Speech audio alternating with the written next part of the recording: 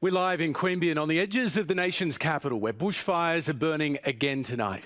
Inside this room are 300 people, among them firefighters, volunteers, people who've lost neighbours, lost homes and lost businesses. Every single member of the panel tonight has a close personal connection to this story. Some have saved lives, some are experts, and some are the leaders that you want to hold to account.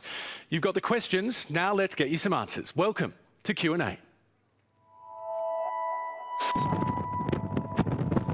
Regional New South Wales is on its knees. The rivers have stopped running, the rains are no longer coming, and now our lands are burning. Given the massive amount of carbon released into the atmosphere during the recent fires, how should the government start counting and reporting on those emissions?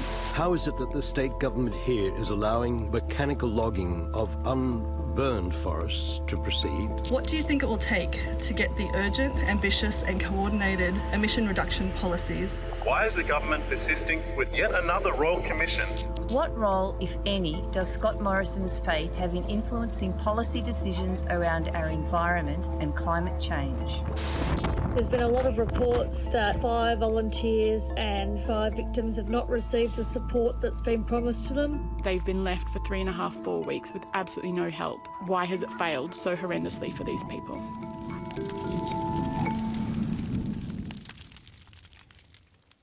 Well, we know how much this conversation means to you, and we've been completely overwhelmed by your questions, so thank you very much. And to you here in the audience, I know a lot of you have travelled from the south coast of New South Wales. We'd planned to be in Bega tonight, but the fires mean that Queanbeyan has become the safest option for everyone involved. So to all of you, thank you very much.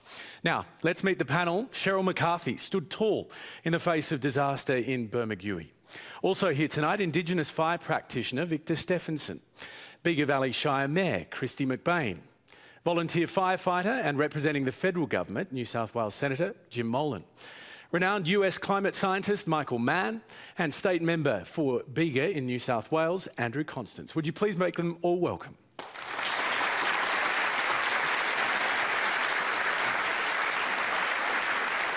Well, you can live stream Q&A on iView and on YouTube. And for the first time, you can join the conversation on Facebook and Instagram and, of course, on Twitter, as always. The hashtag is Quanda. Just go easy on the DMs, please. Our first question tonight comes from Graham Friedman from Cobargo. Hi. I'm from Cobargo. We lost everything. We lost our house, currently floating between Canberra and Cobargo. 2 neighbours died, 2 became very close. Our community is really struggling with insurance, clean-up, fencing, uncertainty of financial assistance, on top of the emotional trauma of the fire itself and of individual personal loss. For our own health, we need, the community and us, need to get on with our lives though, and that's a big issue. The question really is, how can you, the panel, and the government ensure that we can get the help we need and not have government agencies intruding in our lives via various forms and pressure and all of the different bureaucracy that we're having to run through at the moment? Kristy McBain, I know you're dealing with this daily. How do you make that happen? First of all, Mr. and Mrs. Friedman, I'm sorry for your loss, and I know we've corresponded via Facebook and over the phone. It's really difficult because we want to help people get on with their lives. We want to make sure that it's easy for people, but there's so much that has to be done in the background. I mean, dealing with the level of debris and asbestos-contaminated debris on a whole other level than we've ever seen before, obviously is going to take some time to actually get approvals in place to make sure that we can put it somewhere within our community. I mean, I think in the Bega Valley alone, we're talking about around 800,000 tonnes of debris from fire. So there is going to take some time to work through some approvals so that we can actually help people get on with their lives. But there are people that are ready to do it now, and they want to do it for themselves, and they don't want anyone else involved. And I guess that's the decision that you will be able to make yourselves if you have that insurance and you have the ability to do that. But we know not everybody in our community or in other fire-affected communities have that ability to assist themselves to that level as yet. Cheryl McCarthy, are you hearing this sort of frustration everywhere you go? Yeah, look, it's a really common theme, and Mr. and Mrs. Friedman, it's just devastating times. And in the community, you hear almost every conversation, people are talking about how the fire has impacted them. And obviously you've been horrendously impacted along with a number of your neighbours. And I think it's going to take a long time for our community to start to heal. And it's actually tough right now because we're not out of the woods either. So we have, on the one level, people who are trying desperately to move forward, and yet we still have the fire threat. So I think we have a number of challenges still to face. Andrew, Constance, if we listen to the politicians at every level, they say everything is being done. We're throwing money at this, we're throwing resources at this, yet this is just one example of the people that seem to be slipping through the cracks. Yeah, How is that happening? I'm grateful for the question. One thing about that Cobargo community that I'd observe is it kicked into action the moment the fire happened. The strength that people have been drawing from each other through this is something above and beyond politics. It's incredibly special to see people from all walks of life, all political colours, philosophical background, stages in life come together at the Cobargo showground like they did was phenomenal. And I think the community is drawing strength every day through this. There's a determination for every person who's left on their knees at this time that everyone pull together. Now, in terms of government, typically it does take time. There's no excuse for it. This is not a business as usual scenario. I keep saying that to anyone who'll listen. There's a few people watching this tonight, not in this room, in political circles. This is not business as usual. Every person I've spoken to in the last month has said, this has got to change. We're hurting. It's painful. And the last thing you want to do is give someone another hotline number or another sheet of paper or registering with Red Cross 3 times in order to get some support or Centrelink or you name it. So my sense out of this is the recovery process has got to be completely decentralised. It's got to go door to door, person to person. And we work through this. But how do you do that in communities? I mean, how do you actually take the central government out of this? Well, this is to my point. There's community relief centres that were set up immediately after that fire event without the involvement of government, per se. That was what was heartening. So you're talking about Cobargo specifically? Oh, Cobargo, Corma, I mean, everywhere. Malua Bay through the surf club. And I think the passion that people brought to that period immediately after those nasty fire events was something special. So you can't bottle it, you can't pay for it, government can't deliver it. And I think through this process, we can't have government from the top down saying, well, this is what you're going to have, take it or leave it. Because recovery is not just about putting the buildings back. It's more important than that.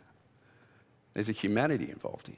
And I think certainly to see so many people displaced at this time, that it's not registering outside of our region is something which is of real concern. All right. Our next question tonight is from Milena Chifali from Malakuta. Hi, I'm Milena. With my partner Jim here, we lost our home in Malakuta on New Year's Eve, and we've been effectively homeless since then. We're in Canberra now, searching for a home. We're musicians. We've lost all our instruments and our beloved pets. And we've actually been unable to return to Malakuta at this point to set eyes on the damage. My partner's had some medical issues which have prevented us from travelling because it's been too stressful. In New South Wales alone, the bushfires have destroyed more than 2,000 homes. 25 people have been killed and 2 billion wildlife have perished, if not more. What strategies are now being formulated and implemented by the government to help those of us left homeless, our precious wildlife, and what strategies are being implemented to save us all from a national disaster of this magnitude in the future? Thank you. Before we get an answer to that, how are you doing? It's all very surreal because we haven't been able to get back to Malakuta to actually take stock. We first saw an image of our home, of what was left of it, the rubble, on ABC News 24 on New Year's Day. That is a very strange thing to absorb. I think if we were with our community and all doing this together, it would be easier for us. But who knows, perhaps it's easier being at a distance and having time to process it in different ways. But we're getting there practically and slowly. Good to hear it. Thank you. Victor Steffensen, when there's so much damage, physical damage, damage to the wildlife, damage to people's mental health, where do you start? Well, you just heard before, Hamish, about the community spirit. And it's the community spirit that's going to make us go into the future and drive us into the future. I mean, we're not seeing change, and we're not seeing any preparedness with these fires coming in the first place, with looking after our country, looking after the bushlands. And we need to look at some hope in a sense of education and to allow people to start learning about country and to look at ways that we can start working as a community. I mean, everyone is so fractured and not working together. We have so many different mindsets in this country. We need to start opening our hearts, opening our minds, and start working together. And in every region around Australia now, there are communities that are wanting to get cultural fire projects going, and there are rural fire services willing to support that, and other agencies. And the broader community are starting to understand that now. Jim Molan, we've seen now that your government, the federal government, can and will respond to disasters like this with money, with the military, with additional aerial firefighting. Why didn't they do it? Why didn't you do it before the season, not midway through? Can I say to Milena, though, I do, in a sense, I really mourn for the loss of people who died. I try to understand the loss of your house and the loss of businesses. And I also try to understand the loss of income, which for so many people is as bad as anything. I do agree with what Andrew said before, that we've got to manage up. In any of these disaster situations, we start at the bottom and we manage up. And the role of the federal government in this is not to get down to the individual cases, because we can't. We gave $1 million to every one of the fire-affected councils because they can touch the people. Andrew knows where the people are, and they can touch the people. Milena asked what the strategy was. If I could put it very, very simply, the strategy was first to support the firefighters. That was the most immediate strategy.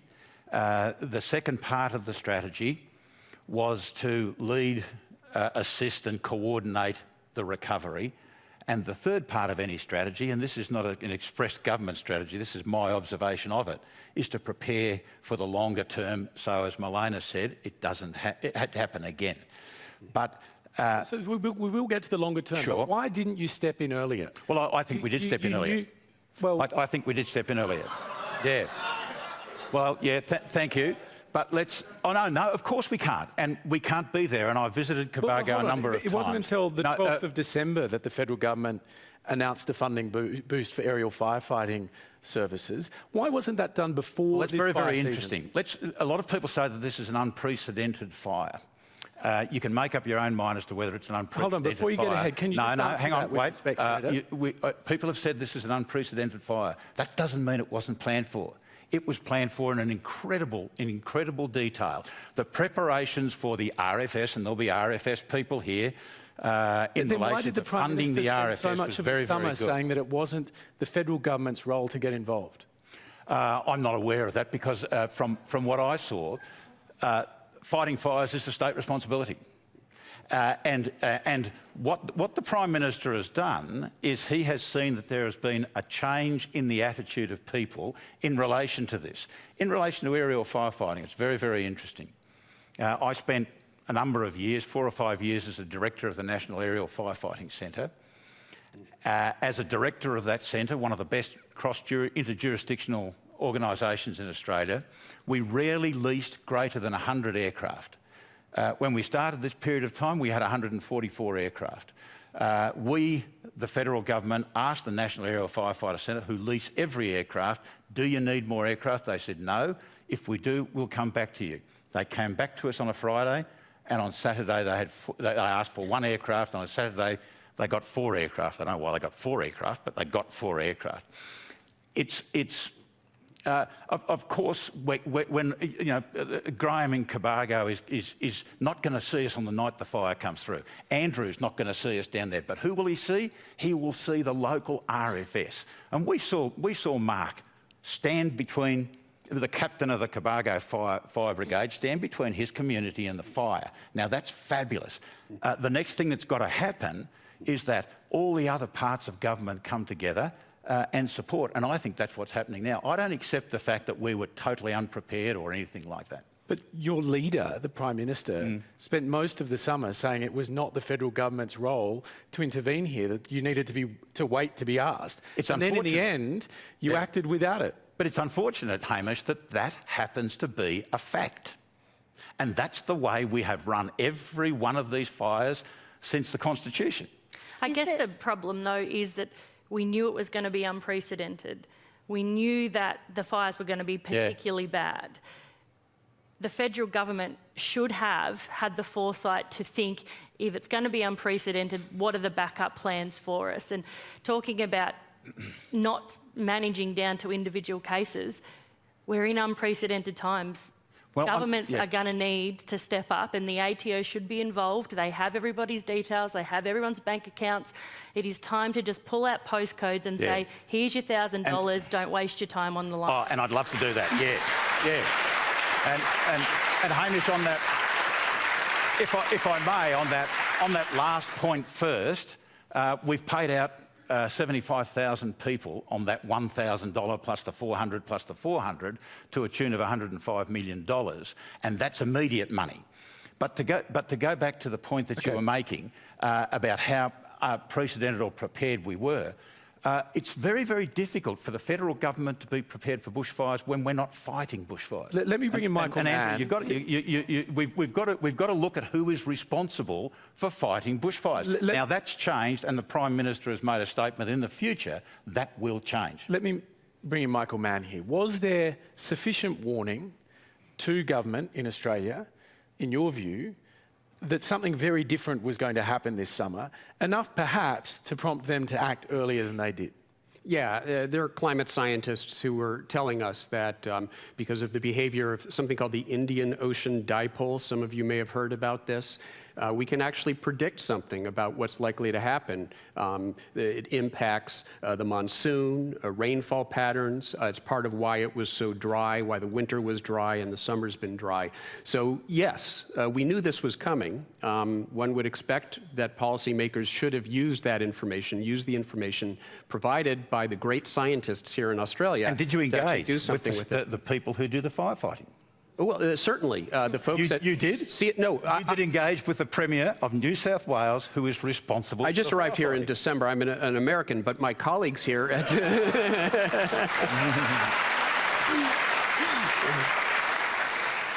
I'm American, but I love Australia. My colleagues here, they're wonderful colleagues at CSIRO here at ANU, University of New South Wales. Some of the best climate scientists and atmospheric scientists and oceanographers in the world are here in Australia. It's really a luxury that the government should be drawing upon. All right.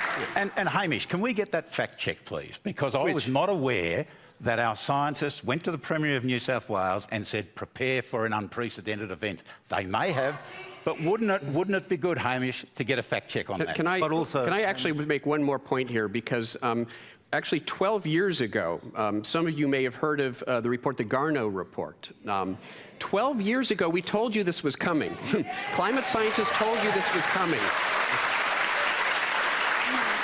And what have we seen on the part of this government? What exactly did he say, though? So it's actually remarkable. You can go online and take a look at the report. It's actually stunning when you read it, because it literally said that climate change is increasing the length of the fire season. It's leading to greater fuel loads and more intense fires. And by 2020, the effect will become obvious. And here we are in 2020, and the effect has become obvious. Okay, let's take our next question tonight from Melissa Franson, who's a real estate agent from just outside of Batemans Bay. Hi. The government has advertised support for small business who were affected by the fires, but the reality is only businesses whose premises were burned down are eligible. Small business forced to close for several weeks of what should have been their peak holiday season are not eligible for any real support from the government. What can the government do to support these small businesses that are so badly affected? Andrew Constance. Thanks, Hamish. And just listening to that discussion before, the fire started in July in Glen Innes. Winter. We had a fire in winter at Yankees Gap a couple of months after the Tathra fire. So I just wanted to add that this is not something that is, you know, in terms of its magnitude and its scale. It's across all states. And there's people watching from Perth tonight. I mean, you know, I think there's, you know, a major challenge here.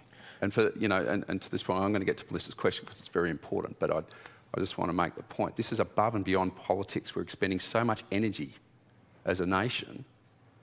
I mean, tonight there's people who would be watching this. I mean, there is people traumatised in the hundreds and hundreds.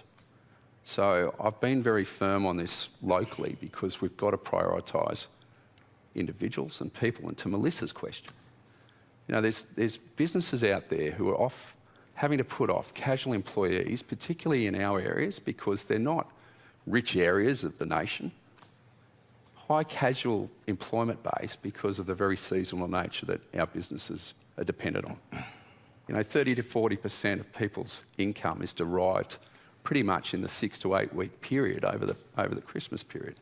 That's gone. And I think one of the things is that I could sit here and give you the scripted political answer. Oh yes, well, we've got the $50,000 for businesses burnt out, and we've got the interest-free loans for 2 years in which, you know, businesses can, you know, obviously reconfigure their debt. It's deeper than that. And what business is saying to me right now, as Melissa's touched on, is that the cash flow isn't there. People stocked up for summer. The suppliers' invoices are coming in right now, and they're in very real trouble. This is, you know, if you look at this, the first thing, getting through the trauma of the disaster, losing friends and family, mentally the community is now in a trauma phase and post-trauma and then depression. And then our small business community is also being whacked as a result of this. And they are saying, well, we need help in terms of some income protection. So, you know, I'm very keen for the federal government to have a look at this, because ultimately in terms of the design of the no interest loans, yes, some people will, you know, rework their debt, but the crisis is now for small business. And we are in regional Australia, we're built on small business. On that point, I just want us to meet someone that I met last week in Cobargo. Her name is Laura Haynes. I've been here in Cobargo for nearly 4 years. I bought Life's Little Pleasures as an existing business in April.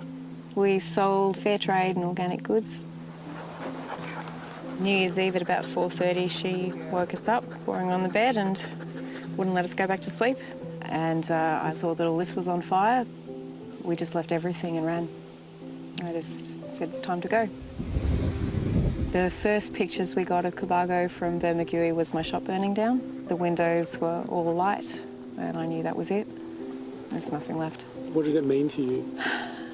Unfortunately, everything, because I feel lost without it. I don't know what to do now. I really don't. So what's your income now? I don't have one. And could you put a dollar figure on what support you've received from the government? Zero. Not a dollar? Not at all.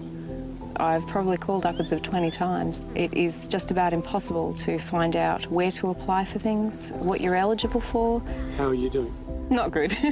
Not good. I'm David Bone. I'm a drought relief counsellor for New South Wales Health. For the last month I've been assigned to bushfire recovery duties. It's been just a roller coaster of emotions. So many things have happened in such a short space of time. You've lost the way that your world was, and that's what it is. It's the grief for that loss. Now how do you find your way in a new world? You can't put a time frame on this. You can't say, oh well, you'll be better in a month or you'll be better in 6 months. Whenever we get an alert, whenever we see a fire, whenever we see smoke, it's always going to be a traumatising thing. When I do sleep, I have dreams. I don't get any rest. It's 24/7 hypervigilance. You lose the life that you have, and some people come back from that better than others. Are you okay? Not yet. Not yet. That's Laura Haynes in Cobargo. I want to bring in Christine Morgan, who's the National Mental Health Commission CEO. She's in the audience tonight. This sort of trauma, clear trauma, compounded by people being told, we're here, we're giving you everything you need, but it not being there. Can you describe the impact of that, not just on the individual, but the community as a whole? Look, Hamish, I think the one thing that I have to say here is it would be impossible for me to find the words to describe that trauma for people. I pick up what Andrew has said. This is about real people, and I think the one thing I'd have to say is that the only thing that's okay with this is that it's not okay to be okay. And by that I mean that it is impossible to go through what anyone has in what they've seen, what they've experienced, without being absolutely whacked when it comes to emotional well-being, mental well-being. And I think what we're seeing here across the broad spectrum of people is that need is so individual and it is so great. And that's what we're trying to grapple with. Some people will have that immediate trauma. Other people, our stoic Aussies, will be saying, it's okay, mate, I can cope. And some people, a lot of people, can't even find the words to express what it is they've seen. And when you have that stretching from Queensland right the way down the east coast, through New South Wales, into Victoria, into parts of South Australia, across mass population areas, what's the compound impact of so many people experiencing that? It is an enormous compound impact. And I think if we look at it from a compounding perspective, it almost becomes too much. I think where we need to go to, and I've heard it tonight, and it resonates so strongly, is this is the only way we can deal with this, is to connect with each other, is for each of us to try and find one person that we can connect with. Now, that might be family, it might be friends, it might be a counsellor, it may be somebody else. But somehow finding within ourselves the means of being able to either put into words or some other form of communication what has happened is the first step. It doesn't solve things, but without doing that, we can't even unlock our potential to recover. Christine Morgan, thank you. Cheryl McCarthy, take me to New Year's Eve. You were in Bermagui, you were the duty officer. What did you have to do? So I received a call around 3:10 in the morning that the fire was impacting Quorma, which is nearby Bermagui, and that we needed to open the surf club as an evacuation centre. So by 3:30 we were open and not entirely knowing what to expect.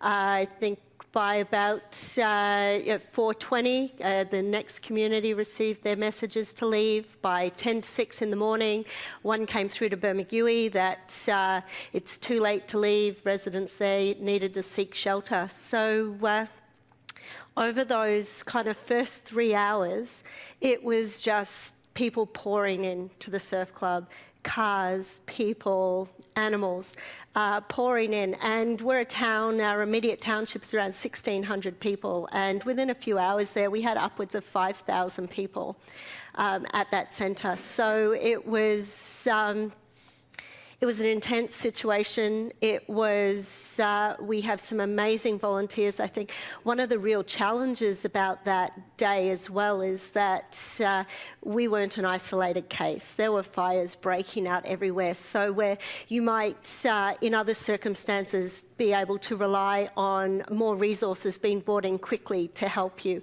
that just wasn't possible. It wasn't for lack of trying. And even being there at the centre, it appeared to be terrifying. Oh, yeah. It was something that I would never want to experience again. And having the darkness, I remember I was waiting for the sun to come up so I could get a good look at the water to see how we could launch our boats and how safe it was. And it just wasn't coming up. And finally I looked at my watch and it was 9 a.m. and I realised this is going to stay dark. So many people I've spoken to in that community talk about you and the role you played. and the leadership role that you took. They think you saved lives probably by being such a strong leader in that community at that time. Have you come to terms with that? No. Thank you for saying that, and thank you to those out there who feel that. We had a fantastic team. It certainly wasn't just surf lifesavers either. The SES on the ground with us were amazing. And I think with the sheer numbers of people, the thing that hit me the most was our role was to keep them safe. But I don't know. I think we were just saved by the wind that day, and I hate to think, and it, you know, I think about it at night sometimes, hate to think what would have happened if that wind change hadn't come, and we had those 5,000 people there with us to be safe. And it was just a terrible and impossible situation, and the sky was red, and you could see that fire coming towards us. You're lying awake at night imagining that. So, yeah, I do wake up and I do think about that, and I do think about the people, and it's an amazing honour and a privilege that people feel that you're their safe place. And so, you know, we take that very seriously as volunteers, and I think it was quite an overwhelming experience to go through that with the people. I can't tell you the number of people that have told me that they appreciate you and your work. I hope you have a sense of that from your own community. Thank you. Yeah, look, we really do feel the love in the community, and it's a really special area, the Bermagui, Cabargo, Corma area, the entire Bega Valley, and thank you for sharing that. But the number of people, honestly, who stepped in to lend a hand that day, community members, we had the George Bass Marathon, some of them camping in town, no one had to be asked. Andrew, Constance, you've spoken about mental health and the impacts this has had on you. Will your life be the same after this? No, never. I think being taken away from your family when you're going through it is tough, but you know, I saw something that day which I was never ever expecting to experience. I've seen bushfires at the farm as a kid. Seen them spot across our countryside, but not like this. And I left home having poured 5,000 litres on the house thinking, it's gone. I'll get down to Malua Bay Beach. I probably left a little bit too late. We got encircled by fire on that beach with 1,000 people in the surf life-saving movement, some off-duty police and fireys. Young Anthony Billette, who has the coolest mind that I've ever struck in the surf life-saving movement, got a couple of hundred people out with Peter and a number of those surf lifesavers out of that clubhouse as the fire headed our way at pace. When I took off from home, I could hear it. The power of the heat wave off it, I thought I was going to melt. When I got in the car gauge was at 58 degrees, and it wasn't going south. And, you know, I just don't know how we didn't lose hundreds of people there. And to Hamish, to your point about mental health, I'm the first to put my hand up. I've cried, I've been hugged, been loved, but the trauma of this is so profound, and it's affecting thousands of people across our regions, and we need help. And I mean, this is why today Andrew, have you had help yet? I've had a couple of phone calls from people. I've certainly had my colleagues, in some cases, running around saying they're worried about me. But I'm drawing strength from my neighbours and Jen and the kids. Yeah, I'm going to need proper counselling. I'm going to need, absolutely, Hamish, I'm going to need proper counselling. And that's why I've been vocal about this. I mean, males in particular hide this up and bottle it up. And, you know, I've had farmers cry. I had a mate today cry as he was waiting for the fire to come to his place this morning. You know, I think out of this, I mean, we've got this multifaceted mental health approach here. One of the reasons I called for donations to be made to Lifeline today, if people want to help with bushfire-affected communities, is they're the only service at 2 a.m, at 3 a.m, where people are awake thinking about this, going over and over in their own heads. So you know, look, I don't want to see off the back of this people self-harming. I don't want to see any more pain than we have to go through. And, you know, the spirit that we're drawing from each other is very important. This is what I'm talking about of the community. But, you know, pretty much every second, third night we've been having beers in the lane at home with my neighbour just to get through it. And to Andrew's point, if you or anyone you know... If anyone you know or you are experiencing difficulties, please call the numbers that are on your screen right now. Our next question tonight is from Pamela Lane. Isn't it time that the leaders of our country, both political leaders and some emergency services leaders, recognise the special knowledge of First Nations communities, especially in the area of their fire-burning practices? And I think we have a question on a similar theme from a gentleman 2 seats along from you, Uncle Nook, he's known as at Sussex Inlet, Noel Webster. Hi, Hamish. All we see now is short-term answer for long-term response. I put forward what action, not a policy, not a strategy, but what action you're going to implement to see long-term recovery of our landscape health and our communities. Victor Steffensen.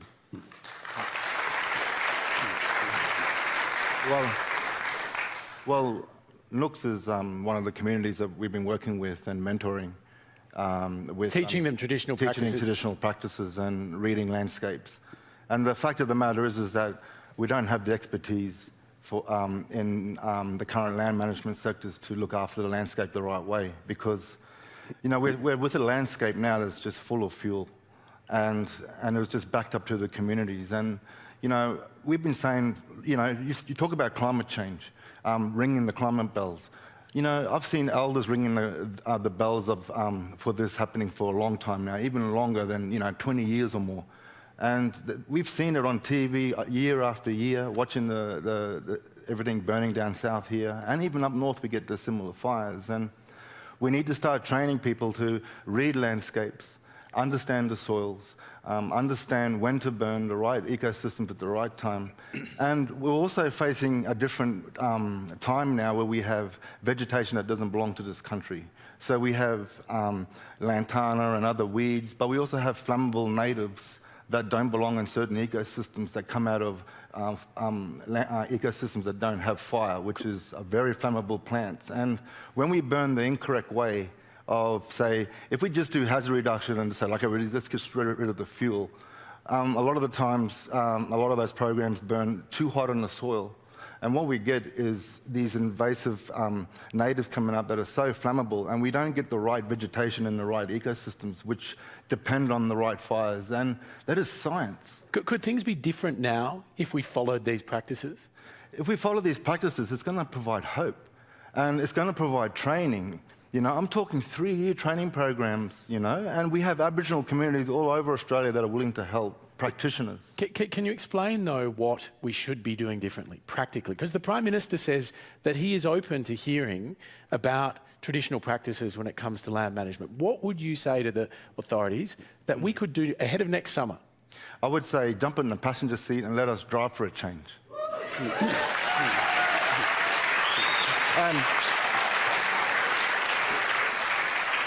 And when you're in the passenger seat of the car, that means we don't leave you behind.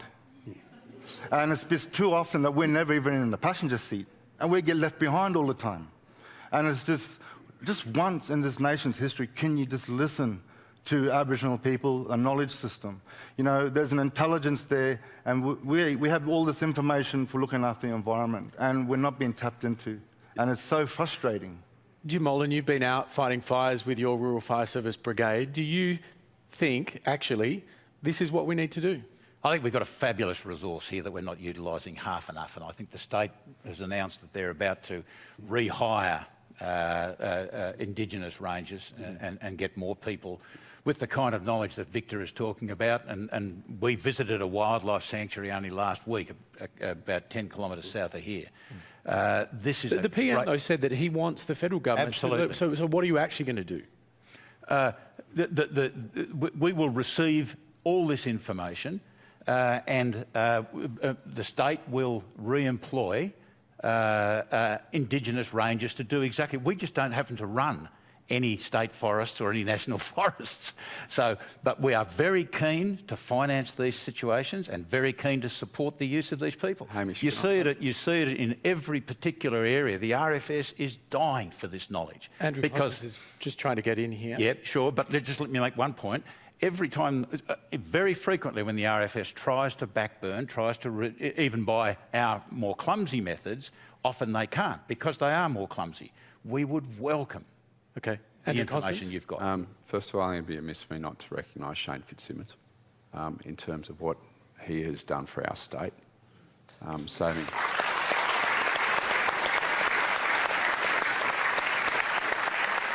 You know, we've lost 905 homes in the Bega electorate, another 400 damaged, but what I do know is there would have been a hell of a lot more lost had it not been to that point. But to Victor's point, this is the important part. Everyone at the moment is saying things have got to change. And one of the key elements in all of this is that the land management practices of Aboriginal Australians is something which has to be front and centre in our thinking. I mean, New South Wales at the moment has 4 land management agencies: Crown Lands, councils with their reserves, state forests and national parks. All with different objectives. And then the Rural Fire Service over there, and yet nobody is talking to, you know, particularly at a local level, to Aboriginal people about exactly what So Victor, have you had any approach from state or federal government? I have no approach from any of the politicians at all. But I can tell you what, though, out of this fire, you know, there's been incredible awareness of Indigenous fire management for the general public of Australia, but not only in Australia, but the world, that is looking in now that we need to have change. And we need change right across the board. This is not dissecting the problems with our environment or the disaster that we're having now and going, well, it's all about not managing the country. Oh, no, it's not about climate change. It's everything above. It's all about all of it. And we need the scientists to help us to reduce the emissions, and we need to get communities and people out on country and learning about the environment and reconnecting with landscapes again, just the way Aboriginal people have done for thousands of years. Okay. The next question tonight is a video from Bega High School captain Serena Claringbolt. The Christmas break was by no means a holiday. I was evacuated, I fought fires, and I was anxious for my father, my home, and my fellow RFS volunteers. I constantly questioned whether I was doing enough. We've been breathing this smoke for the past month with no confirmation of blue skies or any significant amounts of rain in the near future. In light of my experiences, my question to the panel is this what young people and the whole community now have to prepare for as the new normal? Michael Mann. Well, I wish I could say it's just a new normal. In other words, we just have to figure out how to cope with the conditions that now exist. Unfortunately, it's worse than that. A new normal is if we act on this problem, if we bring down carbon emissions dramatically, and that means Australia working with all the other nations of the world to accomplish that, and this is one of the themes that's emerged tonight, the importance of cooperation, people working together and living sustainably on the land. We need to work together to live sustainably on this planet, and Australia plays a critical role in doing that.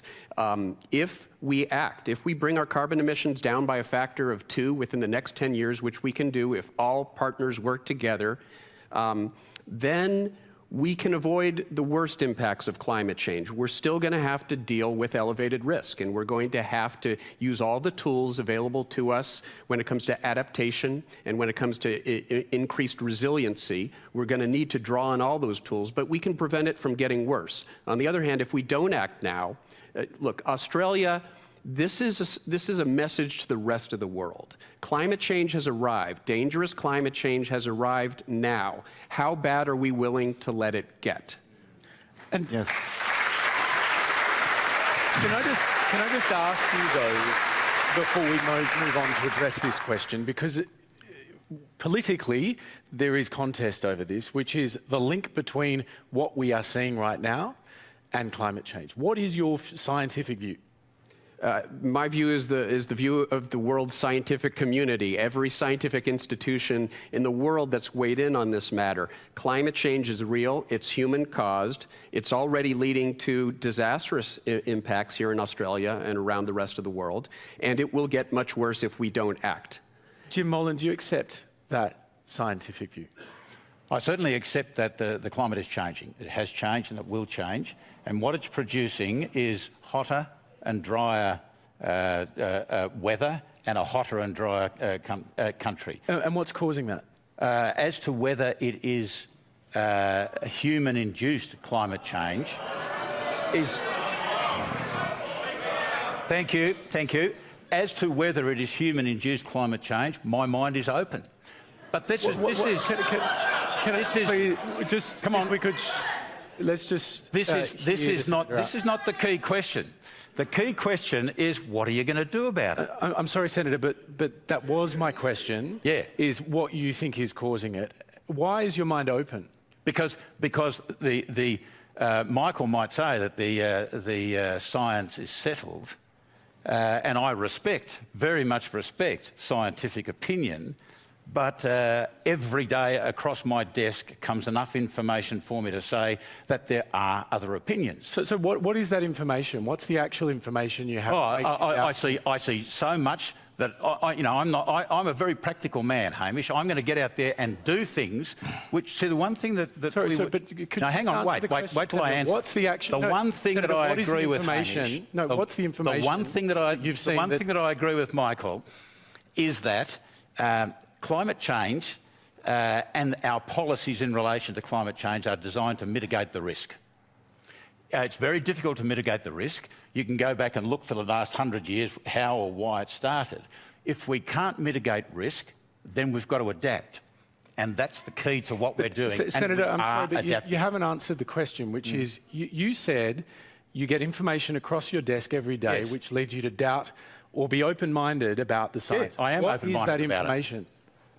It's a range of information which goes... It's a range of... Thank you. But sorry, we just respectfully listen to this, Senator. Thank you. I'm just trying to get to the bottom of this. What is the evidence that you are relying on? I'm not relying on evidence, Hamish. I am saying... You said it. You said it. But this is why my mind is open. I would love to be convinced one way or the other. But to be prudent, what the government is doing is it's got a climate and emissions reduction policy. And it is a good policy, and it will mitigate risk to the maximum that it can. And where risk cannot be mitigated, it will adapt. And that's what we've got to work on, is the adaptation. Yeah, now, come on now, mate. And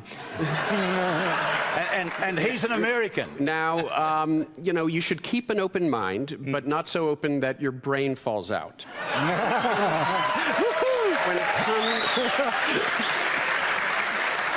When it comes to this issue, when it comes to human-caused climate change, it's literally the consensus of the world's scientists that it's caused by human activity. Now, you sometimes hear the talking point from contrarians, from the Murdoch media, Michael, maybe it's natural. Natural factors would be pushing us in the opposite direction right now. Let's try not to make this personal. Absolutely. Yep. And we're into name-calling already, Michael. Well done. Well, no, I didn't call you names. Raise the point about open-minded. That this is a democratically elected government. They went to the electorate with the policies that they have in place now, and they were voted for. And this government has been elected in multiple times. Clearly, there are a lot of Australians that are happy with the policy settings, that may agree, in fact, with Jim Molan's scepticism, open-mindedness about the science. Yeah. Are you saying to all of them that their brains have fallen out? No, what I'm saying is that, being open-minded is a great thing. Skepticism is an important thing in science, but it has to be skepticism on both sides. It can't be one-sided skepticism where you're literally rejecting the overwhelming evidence based on the flimsiest of ideas that you can't even define. Can I just bring it back to Serena's question? Oh, well done, yeah. Serena's question was, is this the new norm? Geez, I hope not. Serena lives in Brogo, a heavily timbered area in the Bega Valley. Her parents, and she's got a number of brothers and sisters. She is a smart, intelligent, capable young woman who is now the school captain of Bega High, and we have fabulous school kids right across the Bega Valley. Her point is, what is going to change into the future for us? And what I see constantly is this generational debate or a political partisan debate on climate change. Most people I speak to are over it. Absolutely. They don't care what one says and what the other one doesn't say, or the sky's blue, no, it's pale blue. Nobody cares.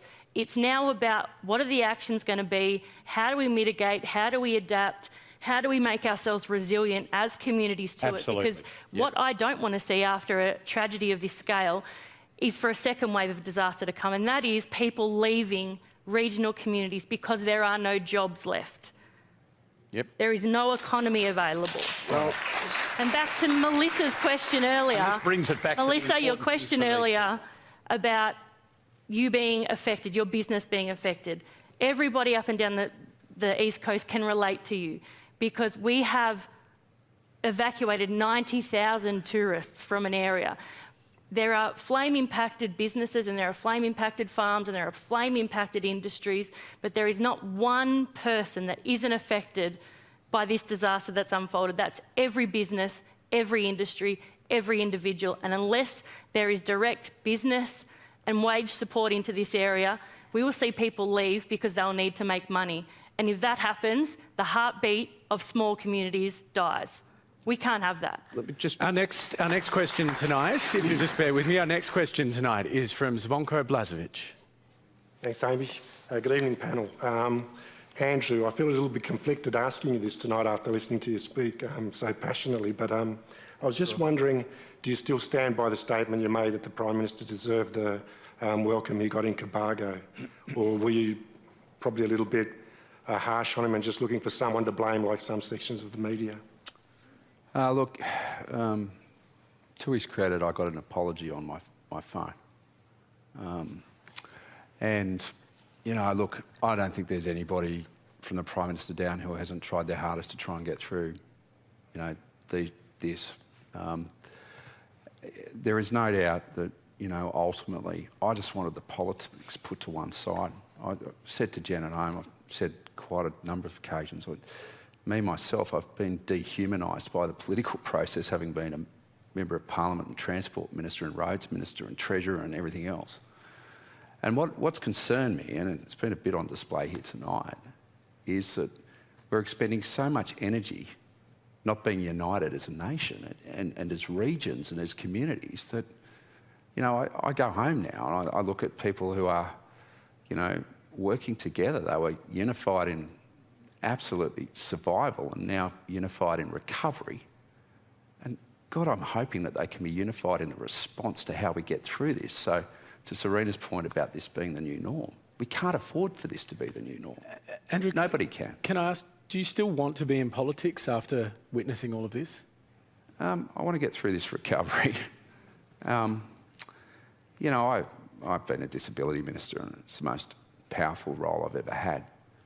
But nothing has given me greater privilege over the last month to see the humanity that's been displayed.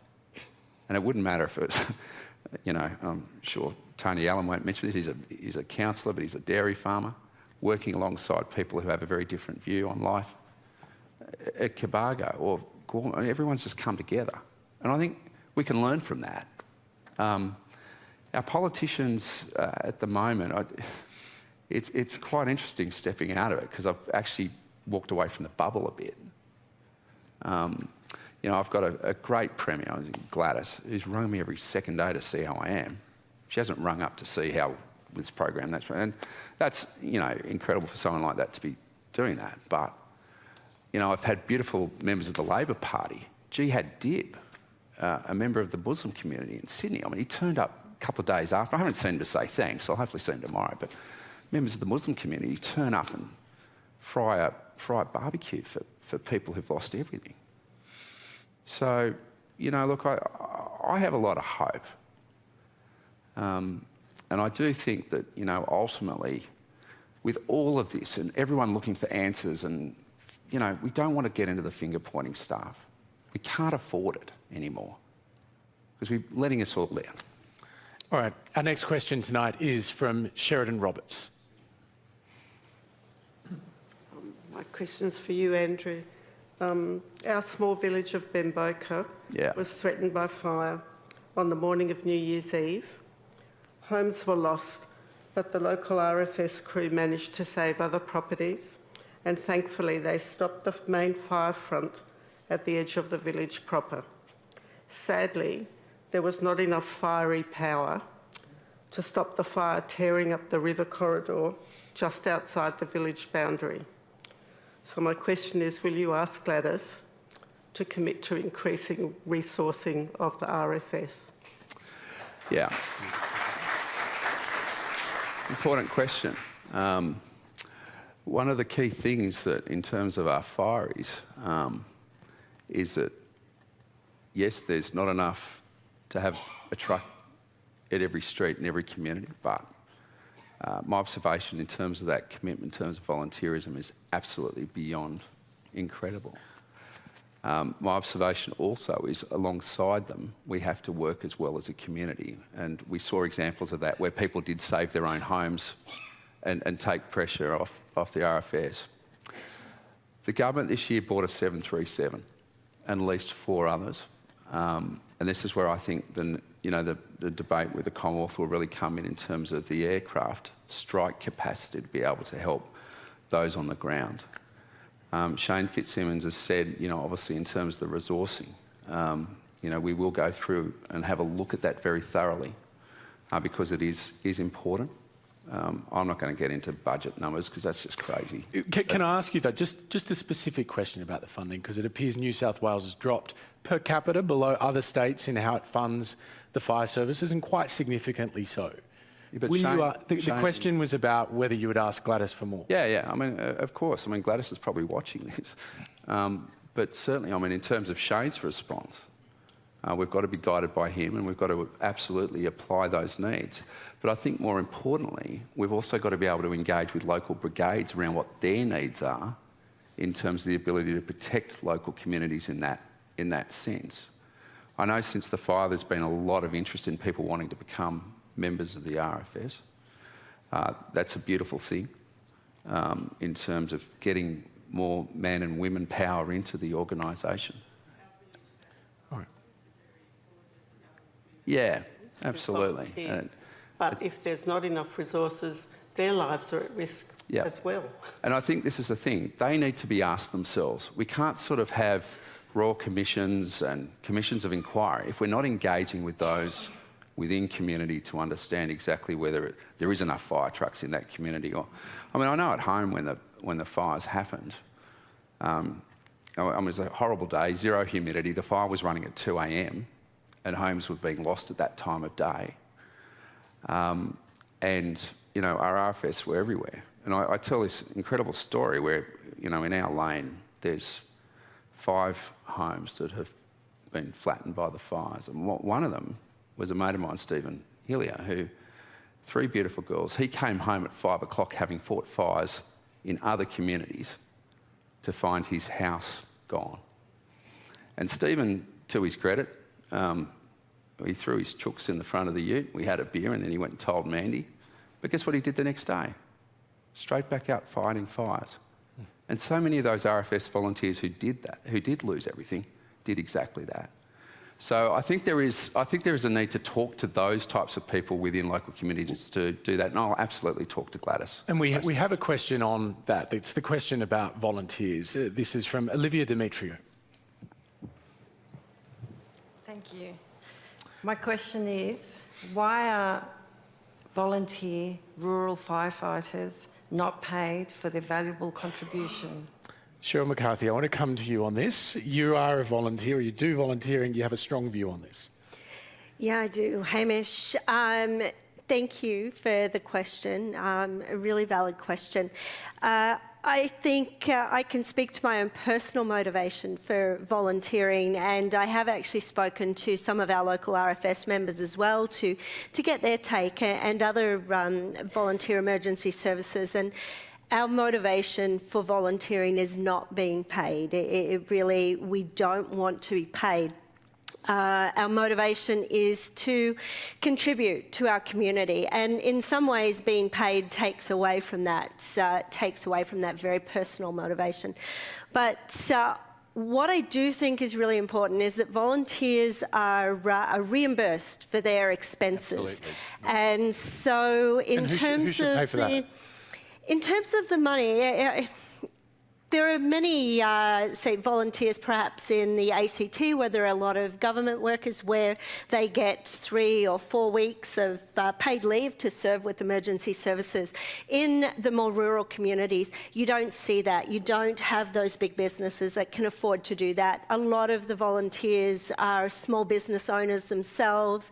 They're tradies. When they take days off to go and fight fires or help in floods or with surf lifesaving, they don't get paid for those days, and we're prepared for that in the general course of the volunteer work that we do, and we're happy to do it. This is an extraordinary situation, and I know that our guys have been going. Some of them, they've been helping out up north in October, November, December. And now our local fire hall has been going 24/7 for the last 5 weeks, and that's put an enormous toll on those volunteers, and their income just isn't there, obviously. So I do believe that they should be reimbursed for that. We need to be really careful around the language that we use, because that's not being paid for volunteering. That's reimbursing these volunteers who have taken time away from their work for those lost wages. And Hamish, that has of course been offered, and I think New South Wales has accepted that offer. By the federal government. By the federal government, not to be paid but to be compensated for if you're a small business, self-employed. Yep.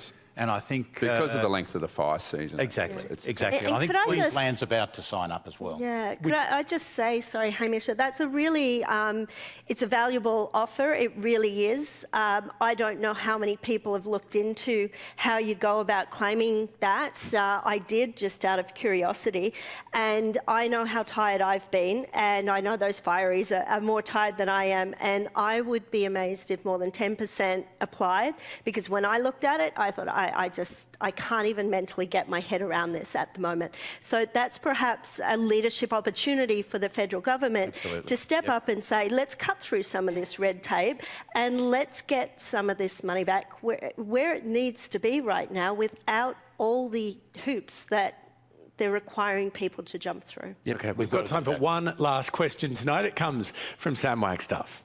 Thanks, Hamish, and thanks to Graham and your wife and Milena and your husband for showing your strength, and I guess there's impact on your lives as well. I'm from Canberra. I'm not impacted on the front line like you guys are, but in recent months we've seen and felt and breathed extremes in fire, smoke, heat, hail, dust and drought, all right here or just down the road. Do you think my 2-year-old son and 9-month-old daughter can still share the same healthy, carefree childhood that I had? That's a question, I guess, to the panel, but generally everybody. We're going to have to do this very, very quickly. Kristy McBain, you took your youngest to the first day at school today. How do you answer that question? Yeah, look, over the darkest days of those fires, we had 40 hours of darkness. How do I explain to my kids that it's actually 10:30 in the morning and you should be out of bed and eating breakfast? And when I went there, they were all huddled around an iPad, and I said, what are you doing? And they were laughing, and they said, is it too early to be up? And I had to say, oh, look, come on, I'll make you breakfast and make a joke out of it. But it's very difficult in those really, really dark days of the Bega Valley when there was 40 hours of darkness, or the skies were, a red or a pink for days on end, or you've got smoke. My middle son is an asthmatic, carrying asthma puffers everywhere and making sure we had enough supplies when we knew we were going to be cut off from every road access. It's really hard as a parent to manage your kids through that. I hold hope that after what we've been through over the last 5, 6, 7, 8 months now, that genuine good debate will happen, and the politicians and leaders of our country will come together in a consensus to actually move us forward, because if that doesn't happen, then there's probably going to be more days where we're going to be grappling with red dark skies or 40 hours of darkness. So I hold hope that this is the start of a big conversation, good genuine debate where people aren't in camps, that everybody comes to the table with an open mind, prepared to make sure that the future is much better. And a brief final word from you, Cheryl. Yeah,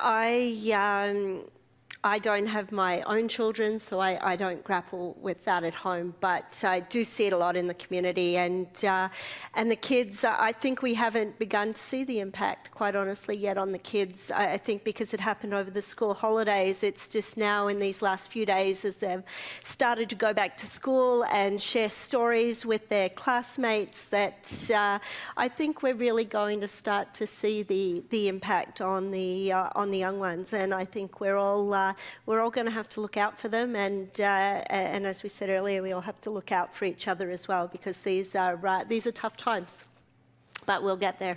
Well, that is all we have time for tonight. Would you please thank our panel: Cheryl McCarthy, Victor Steffensen, Kristy McBain, Jim Molan, Michael Mann, and Andrew Constance.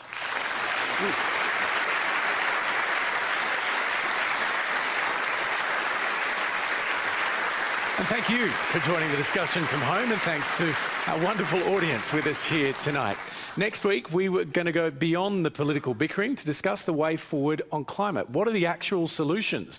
There'll be some surprising faces on the panel, and I'm very excited to say that the one and only Paul Kelly will be with us to perform live. Please join me then. Have a good one.